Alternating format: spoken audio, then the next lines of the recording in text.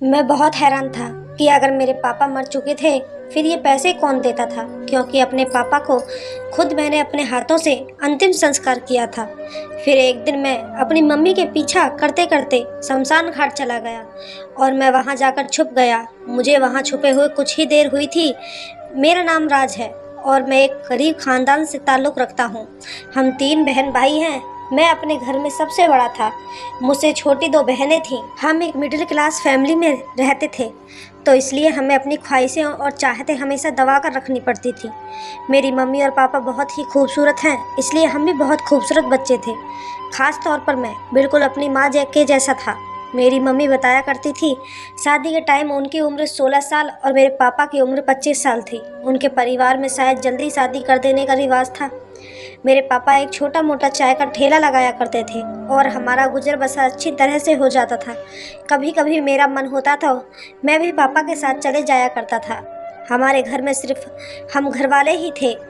मैंने कभी भी अपने पापा के रिश्तेदारों और मम्मी के रिश्तेदारों को आते जाते नहीं देखा था। मुझे ये देखकर बहुत हैरानी होती थी कि मेरे दादी के यहाँ से मेरे ननिहाल वालों में से कोई आता जाता नहीं। मेरे दोस्तों के घर तो आए दिन कोई ना कोई मेहमान आता ही रहता था और हमारे घर में कोई नहीं आता। मैं मम्मी और पापा से पूछता तो वह यही कहते थे कि वह इकलौते हैं, उनका कोई भाई बहन नहीं है।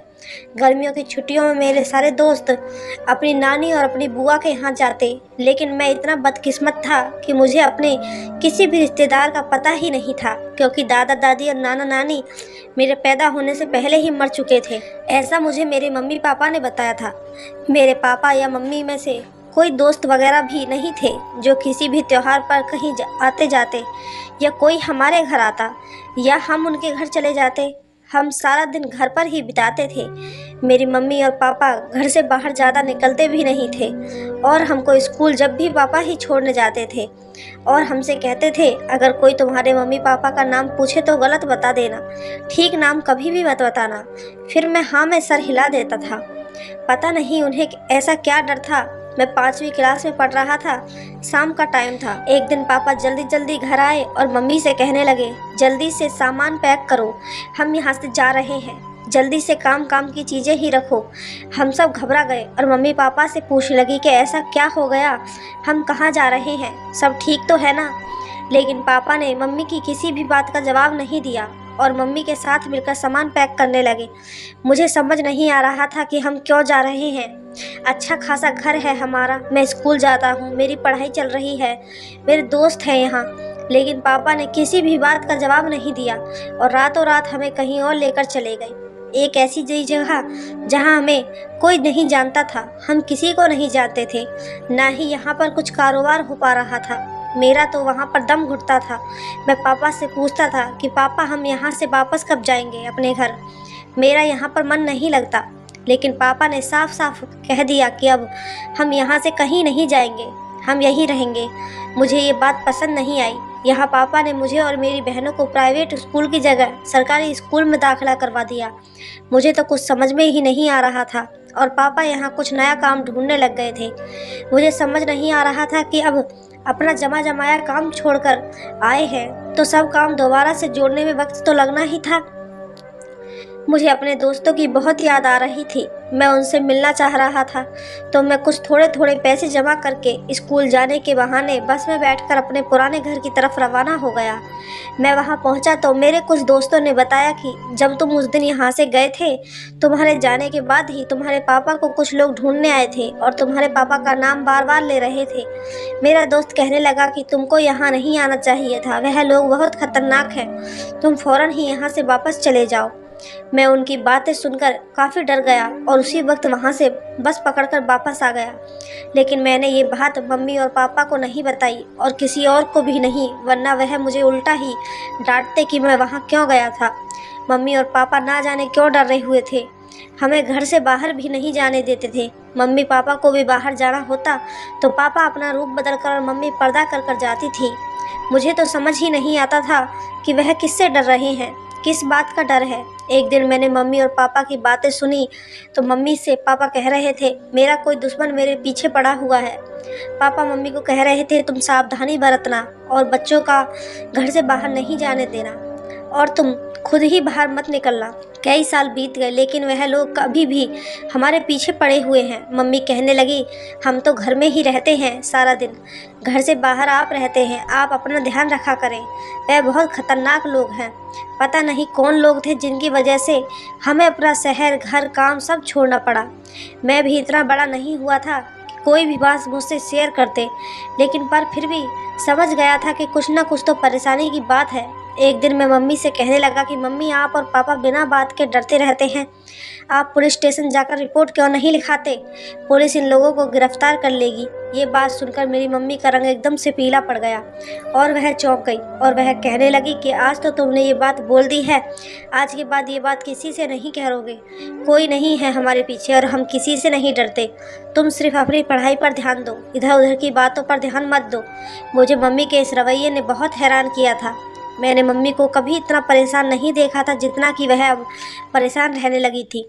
इस सब के बीच मैं अपनी पढ़ाई पर कभी ध्यान दे पाता और कभी नहीं। किसी न किसी तरह मैंने अपनी पढ़ाई पूरी करी।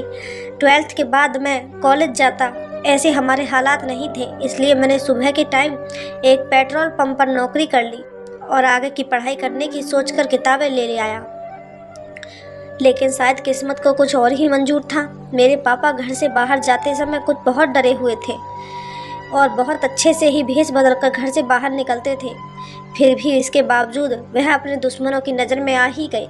एक दिन अचानक ऐसा हुआ कि मुझे खबर मिली मेरे पापा को कुछ हो गया है और वह हॉस्पिटल में एडमिट है। यह खबर मेरे ऊपर कयामत बनकर टूटी थी। मैं भागते हुए गिरता पड़ता हॉस्पिटल पहुंचा। हॉस्पिटल जाकर पता चला कि मेरे पापा इस दुनिया में नहीं रहे, उनके दुश्मनों ने अपना काम कर दिया था। मैं गुस्से से आग बबूला हो गया और अपनी मम्मी से पूछने लगा कि आप मुझे बताती क्यों नहीं? आप इतने सालों से डरे डरे रहते हो, वह कौन लोग हैं? आप मुझे बता दें, मैं अपने पापा के दुश्मनों को कभी माफ़ नहीं करूँगा। लेकिन मम्मी ने हाथ जोड़ लिए और कहा कि मुझसे कुछ ना पूछो। लेकिन मेरी मम्मी की हालत इतनी ख़राब थी कि मैं चुप हो गया। बस पापा ही ऐसे इंसान थे जो कमाते थे और हम सब भाई बहन मम्मी खाते थे। अब कोई सहारा नहीं था, इसलिए हमने वह घर भी छोड़ दिया और हम शमशान घाट के पास जाकर एक छोटी सी झोंपड़ी घेरकर हम रहने लगे। मम्मी ने शमशान घाट के पास झोंपड़ी इसलिए घेरी थी क्योंकि मम्मी को पापा से बहुत प्यार था। जहाँ पर पापा का अंतिम संस्कार हुआ था, मम्मी वहाँ रोज़ जाकर बैठा करती थी। पापा की मौत के बाद मम्मी एकदम टूट गई थी और पापा की मौत के बाद मेरी इतनी छुट्टियाँ हो चुकी थी कि मुझे नौकरी से ही निकाल दिया था और इसके बाद हमारी भूखे मरने की नौबत आ गई थी। एक दिन मैं चुपचाप बैठा हुआ सोच रहा था कि अब घर चलाने के लिए पैसे कहाँ से आएंगे। मैं सोच ही रहा था, इतने में मम्मी पता नहीं हाथ में पैसे लिए घर आ गई। मैं मम्मी से पूछने लगा, मम्मी आप ये पैसे कहाँ से लेकर आई हो? मम्मी कहने लगी कि बेटा, मैं तुम्हारे पापा के पास गई थी, ये पैसे वहीं से लाई हूँ। उन पैसों से हमने 2 वक्त का खाना बनाया और अच्छे से खा भी लिया था और फिर मैंने भी नहीं कुछ पूछा। पहले तो मम्मी कभी कभी शमशान घाट जाया करती थी, पर अब तो रोज़ ही जाने लगी थी और वहाँ से पैसे लेकर आती थी और उन्हीं से हमारा गुजारा हो जाया करता था। और अब तो मम्मी ने मुझे कॉलेज में भी एडमिशन दिला दिया था। मैंने मम्मी से पूछा, मम्मी इतने पैसे कहाँ से आएंगे? मम्मी ने कहा, बेटा तुम फिक्र मत करो, भगवान सब देगा। मैं इतना समझदार नहीं था, इसलिए मुझे नहीं पता था कि पैसे कहाँ से आ रहे हैं। बस मैं इतना ही जानता था कि मम्मी रोज़ शमशान घाट पापा से मिलने जाती हैं और वहीं से पैसे मिलते हैं। मैं फिर से सोचने लगा था कि पापा तो मर चुके हैं, फिर मम्मी के पास पैसे कहाँ से आते हैं? मैं इतने अच्छे कॉलेज में पढ़ रहा था, फिर मेरे पैसे कौन दे रहा था? और मैं मम्मी से पूछने लगा। वह बहाने बना दिया करती और इधर उधर की बातें करने लग जाया करती और मैं अपने दिल में सोच कर रह जाया करता कि अपने आप से एक दिन बता देगी। और कभी कभी मम्मी का पीछा भी किया करता, लेकिन पता नहीं मम्मी को कैसे पता चल जाता कि मैं उनके पीछे आ रहा हूँ और वह मुझे डांट कर भगा दिया करती थी। उन दिनों से मेरे साथ एक अजीब बात हुई थी। मैं जिस कॉलेज में पढ़ा करता था वहाँ पर लड़कियाँ भी पढ़ा करती थीं और उनमें से एक लड़की छुप के मुझे देखा करती थी। उसकी आंखों में साफ साफ मेरे लिए प्यार दिखता था और मैं बहुत ही सोच में पड़ चुका था कि यह लड़की कौन है और क्यों हर वक्त देखती रहती है, लेकिन मैं उससे पूछ भी नहीं सकता था और मुझे बहुत अजीब लगता था क्योंकि कभी भी किसी लड़की से बात ही नहीं होती थी, इसलिए मैं उससे भी नहीं पूछ सकता था कि वह मुझे ऐसे क्यों देखती है। फिर एक दिन छुट्टी का टाइम था और वह ऐसे ही मुझे देख रही थी। जैसे मैंने उसकी तरफ देखा तो उसे एक बड़ी सी गाड़ी में ड्राइवर लेने आया था उसकी गाड़ी के आगे पीछे गार्ड्स लगे हुए थे। उसे देखकर ऐसा लग रहा था जैसे वह एक अमीर ख़ानदान की लड़की थी, बहुत पैसे वाली थी, और उसके अंदाजे से ही लगता था कि वह मुझे पसंद करती थी। लेकिन मैंने उसे कभी उस नज़र से नहीं देखा था और मैं जानता था कि उसमें और मुझ में ज़मीन आसमान का फ़र्क है। इसलिए मैं सारा टाइम चुपचाप अपनी पढ़ाई में लगा रहता। हैंडसम तो मैं शुरू से ही था, जल्दी ही सबकी नज़रों में आ जाता था। इसलिए वह लड़की भी शुरू के दिन से ही मुझे पसंद करती थी। उस लड़की का नाम सानिया था और मुझे भी वह बहुत अच्छी लगती थी, लेकिन मैंने उसकी तरफ कभी देखा नहीं था। मैं नहीं चाहता था कि उसे कोई गलतफहमी हो। इस तरफ से वह लड़की और दूसरी तरफ से मेरी माँ। 3 साल हो गए थे। मम्मी रोज़ शमशान घाट जाती और पैसे लेकर आती। हमसे किसी को भी साथ नहीं लेकर जाती थी। मैं कभी कभी साथ जाने के लिए बोलता तो मना कर दिया करती। अब तो मुझे अफसोस भी होने लगा था और थोड़ा थोड़ा शक भी। मैं और मेरी बहनें अक्सर यह बैठकर बात किया करते थे कि आखिर ये पैसे आते कहाँ से हैं। पापा तो मर चुके थे, लेकिन मेरी बहन कहने लगी कि भाई हो सकता है दुश्मनों से बचने के लिए की खातिर पापा ने मरने का नाटक किया हो और वह जिंदा हो, और वहीं मम्मी को खर्चे के लिए पैसे देते हो। मैं उसकी बात सुनकर सोच में पड़ गया था। पहले मैं भी यही सोचता था, लेकिन पापा को खुद मैंने अपने हाथों से दाग लगाया था, इसलिए ऐसा होना मुमकिन नहीं था। ये पैसे तो कहीं और से ही आते हैं। और फिर मैंने एक दिन फैसला किया कि ये रात जानकर ही रहूँगा। आखिर मम्मी को शमशान घाट में जाने से पैसे मिलते कहाँ से हैं। इसलिए मैं सुबह सुबह कॉलेज जाने की बजाय शमशान घाट चला गया। देखूँ तो सही ये पैसे देता कौन है। मेरी मम्मी को 11 का टाइम हो गया था। मैंने एक आदमी को शमशान घाट आते देखा। वह मेरी मम्मी के पास आकर खड़ा हो गया। मैं उसे देखकर चौंक उठा कि कौन है ये और क्या रिश्ता है मेरी मम्मी से इसका। और मैं वहाँ छुपकर देख ही रहा था।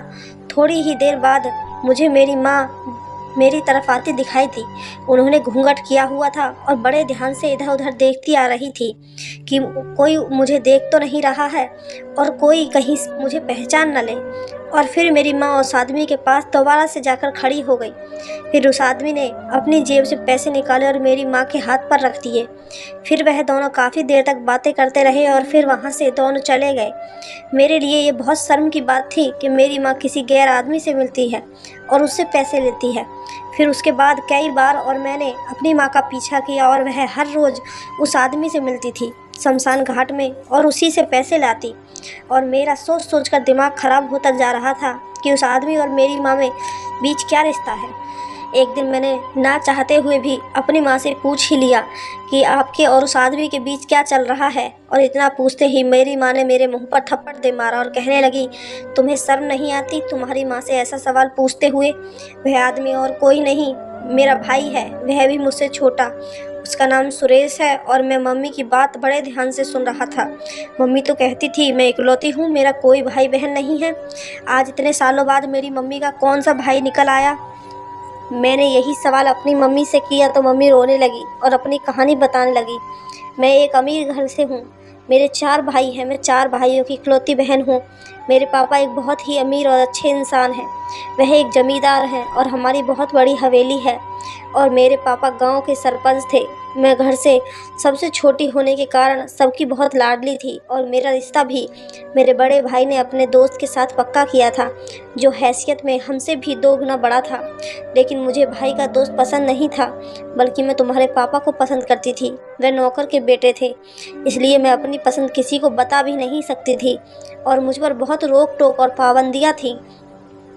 उसके बावजूद मैं तुम्हारे पापा से बाग में मिलने जाती। वह भी मुझे पसंद करते थे, लेकिन हम दोनों जानते थे कि हमारी कोई शादी के लिए तैयार नहीं होगा। इसलिए हमने भागकर शादी करने का फैसला किया। और जिस दिन मेरी बारात आने वाली थी, मैं उसी दिन तुम्हारे पापा के साथ घर से भाग गई। मैं जानती हूँ मैंने बहुत गलत किया था, लेकिन इसके सिवा मेरे पास और कोई रास्ता भी नहीं था। कुछ तो मेरी कम उम्र थी और कुछ प्यार का नशा था, लेकिन मुझे हमेशा ही दुख रहा कि मैंने ऐसा क्यों किया। हमारे भाग जाने के बाद मेरे पापा और बड़े भाई ढूंढने में लगे रहे। सालों गुजर गए, लेकिन उन्होंने अपनी इज्जत के खातिर हमें ढूंढना जारी रखा। हम शहर शहर भटकते रहे और वक्त गुजारते रहे। फिर कुछ वक्त गुजारने के बाद मेरे पापा ने मेरा पीछा करना छोड़ दिया, पर मेरे बड़े भाई ने नहीं छोड़ा। मेरी वजह से उनके दोस्त की बारात वापस चली गई थी। उनकी बड़ी ही बदनामी हुई थी। तुम्हारे पापा जिस शहर में आकर काम करने लगे थे, उस शहर में किसी ने उन्हें एक दिन देख लिया था और मेरे बड़े भाई को बता दिया और उन्होंने तुम्हारे पापा की जान ले ली। वह मेरा पता भी पूछते रहे, लेकिन तुम्हारे पापा ने मेरा पता नहीं बताया और अकेली ही अपनी जान दे दी। तुम्हारे पापा के मरने की खबर जब मेरे छोटे भाई को मिली तो वह मुझसे मिलने आया। मेरा छोटा भाई बहुत अच्छा और नरम दिल का है। उसे यह सुनकर बहुत दुख हुआ था। उसने तो मुझे बहुत पहले ही माफ़ कर दिया था और तुम्हारे पापा ने मर जाने के बाद हमारे हालात बहुत ख़राब हो चुके थे और मैं बहुत परेशान थी। ऐसे वक्त में मेरा छोटा भाई मेरे काम आया। वह रोज़ मुझसे मिलने आता और पैसे देकर चला जाता। वह बाकी घर वालों से चोरी छुपे आता था, क्योंकि बड़े भाई ने मेरी तलाश अभी बंद नहीं की थी। इसलिए हम शमशान घाट में मिलते थे ताकि किसी को खबर ना हो और शक भी ना हो। मेरी इसी छोटे भाई ने तुम्हें पढ़ाया लिखाया, तुम्हारे कॉलेज का खर्चा उठाया और तुम्हारी छोटी बहनों के स्कूल का भी खर्च उठाया। तुम आज एक भाई बहन के रिश्ते को शक की नज़र से देख रहे हो। ये सब सुनकर मुझे बहुत दुख हुआ कि मैं कितना गलत सोच रहा था और मैंने अपनी मम्मी से माफ़ी मांगी। उन्होंने फिर मुझे माफ़ कर दिया और मेरे छोटे मामा से मुझे मिलवाया। वह मुझसे मिलकर बहुत खुश हुए, लेकिन मेरी कहानी यहाँ ख़त्म नहीं हुई थी। मुझे मेरे पापा का बदला भी लेना था। मैं अपने पापा की मौत को ऐसे ही नहीं जाने देना चाहता था। मैं उनका बदला लेना चाहता था। उन दिनों मैं कॉलेज में भी चुप चुप रहने लगा था और हर टाइम यही सोचता रहता कि मैं अपने पापा का बदला कैसे लूँ। एक दिन सानिया ने मुझसे बात करने की कोशिश की तो मैंने उसे झटक दिया और वह बहुत रोते हुए गई थी। मुझे बहुत दुख हुआ था, लेकिन मैं उसे किसी भी तरह की कोई उम्मीद नहीं देना चाहता था। मैं एक दिन छुट्टी के टाइम कॉलेज से बाहर निकल रहा था तो सानिया को शख्स लेने आया। मैं उसे देखकर हक्का बक्का रह गया। वह वही मेरे छोटे मामा थे जो मम्मी से शमशान घाट में मिलने आया करते थे और मैं सोच में पड़ गया कि सानिया से उनका क्या रिश्ता है। सानिया उनकी क्या लगती है। यही सवाल मैंने अगले दिन सानिया से पूछा कि जो कल तुम्हें लेने आए थे, रोज़ तो तुम ड्राइवर के साथ जाती हो। वह तो मेरी बात करने से ही बहुत खुश हो गई थी। उसे अंदाज़ा भी नहीं था कि मैं उससे आगे से बात करूँगा। फिर वह बताने लगी कि वह मेरे छोटे चाचा जी थे। कल ड्राइवर नहीं आया था, छुट्टी पर था, इसलिए चाचा जी लेने आए थे। मेरे लिए ये बात कोई धमाके से कम नहीं थी। वह मेरे मामा की बेटी थी और मैं इस बात से अनजान था। मैंने उससे पूछा, तुम्हारे पापा का नाम क्या है?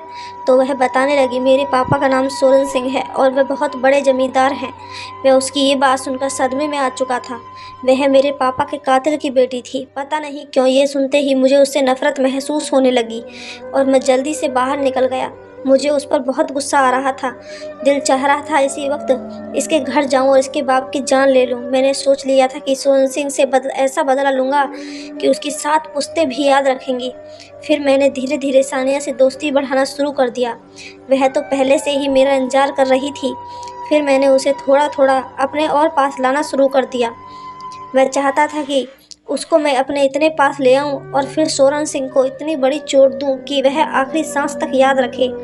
मैं और सानिया छुप छुप कर मिलने लगे और इस बात का जिक्र मैंने अपनी मम्मी से भी नहीं किया। फिर जैसे ही मेरी और सानिया की पढ़ाई पूरी हुई, उसने शादी का फैसला कर लिया। वह चाहती थी कि हम अपने अपने घर बात करें। मैंने उससे बात करने को मना कर दिया कि वह अभी किसी को कुछ ना बताए। मैं चाहता था कि वह भी अपने घर से भाग जाए और उसका बाप का सर एक बार फिर झुक जाए। मैं जानता था कि मैं गलत कर रहा हूँ, पर उसने मेरे बाप को मारकर खुद दुश्मनी का हाथ बढ़ाया था। मैं इस काबिल तो नहीं था कि मैं उसे पुलिस के हवाले करता, क्योंकि वह मुझे कुछ ही दिनों में छूट जाता। वह बहुत बड़ा आदमी था और ना ही मैं उसके घर में घुसकर मारपीटाई करना चाहता था, क्योंकि उसका कोई फ़ायदा मुझे नज़र नहीं आ रहा था। मैं तो जीते जी उसे मारना चाहता था। मैं चाहता था कि वह सारी दुनिया के सामने शर्मिंदा हो जाए। सोनिया बहुत ही सुंदर थी। मैंने उसे अपने दिल में उतार लिया था और मैं उससे बहुत प्यार भी करता था, लेकिन वह मेरे मामा की बेटी थी और पहले मुझे ये बात पता नहीं थी, तो मैं अब उससे शादी भी नहीं कर सकता था, क्योंकि हमारा भाई बहन का रिश्ता बन रहा था। लेकिन मैं अपने बदले की आग में अंधा हो चुका था। मैंने उससे भागकर शादी कर ली और मैंने शादी की तस्वीरें खींचकर उसके बाप को भिजवा दी। ये बात मेरी माँ को पता चली तो वह बहुत गुस्सा हुई और डर ही भी गई, क्योंकि मैंने सोरन सिंह को अपना एड्रेस भी भिजवा दिया था। मैं चाहता था वह आए और देखे कि किस में इतनी हिम्मत है जो उसकी इज्जत को ललकार दे और उसके खिलाफ जाकर उसकी बेटी से शादी करे। अगले ही दिन सोरन सिंह मेरे घर आ गया था। वह अपनी बेटी की बजाय मेरी माँ को देखकर हैरान रह गया। मैंने सानिया के साथ आगे बढ़कर कहा, ये है तुम्हारी बेटी जो मेरे साथ भाग आई थी। वह मेरी तरफ देखकर भागकर मारने के लिए दौड़ा, लेकिन सानिया ने उसका हाथ पकड़ लिया और कहा कि मैं बुआ की तरह नहीं हूँ जो अपने पति के मरने पर तुम्हें माफ़ कर दूंगी। मैं तुम्हें अदालत में लेकर जाऊंगी। मैंने पुलिस में भी बयान दे दिया है कि मैंने अपनी मर्जी से शादी की है।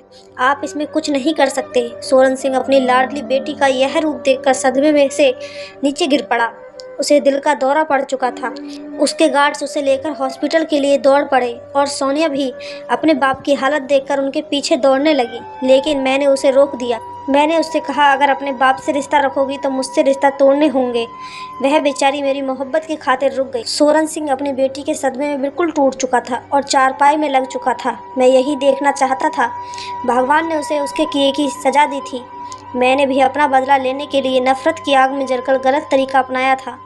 जब मुझे अपनी गलती का एहसास हुआ तो मैंने सोनिया को उसके बाप से मिलने की इजाज़त दे दी, लेकिन मैं और मेरी मम्मी उन्हें कभी माफ़ नहीं कर पाए, क्योंकि मेरी मम्मी और पापा ने सिर्फ मोहब्बत की थी और मोहब्बत की सज़ा इतनी भयानक थी कि मेरी मम्मी को विधवा और हमें अनाथ बना दिया था। मम्मी के बड़े भाई ने मम्मी से माफ़ी मांगी और मम्मी की सारी जायदाद उन्हें वापस लौटा दी, लेकिन क्या उनकी माफ़ी और उनकी जायदाद मेरे पिता को वापस कर सकती थी, मेरा बचपन लौटा सकती थी? आप सभी की इस कहानी के बारे में क्या राय है, कमेंट बॉक्स में ज़रूर बताइएगा। और कहानी अच्छी लगी हो तो चैनल को सब्सक्राइब और वीडियो को लाइक ज़रूर करें।